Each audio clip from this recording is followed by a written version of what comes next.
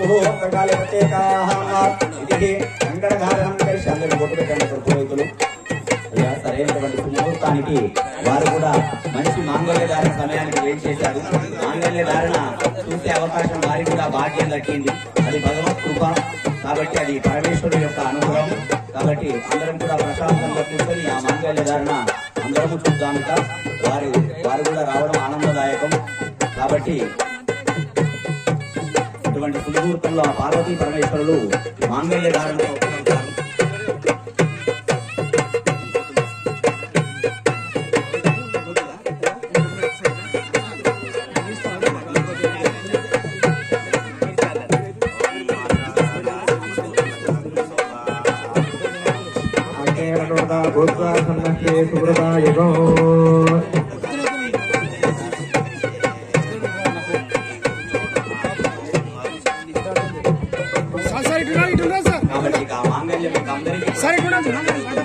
ఆ మాంగళ్యాన్ని అందరూ కూడా నమస్కరించడం మరికొద్ది సేపట్లో ఆ దివ్యమైనటువంటి మాంగళ్య ధారణ లోక కళ్యాణం కోసం.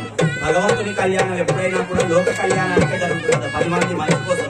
ఎందుకంటే పెద్దలు నియోజకవర్గ ఎమ్మెల్యే గారు కూడా వారు పోరాడేది కూడా ప్రజలందరి క్షేమం కోసమే కాబట్టి వారు కూడా భగవంతుని వేడుకుంటారు. ఈ కళ్యాణం లోక కళ్యాణం జరగాలని చెబుతూ ఈ సంవత్సరమే మొదటిసారిగా ప్రారంభమైంది.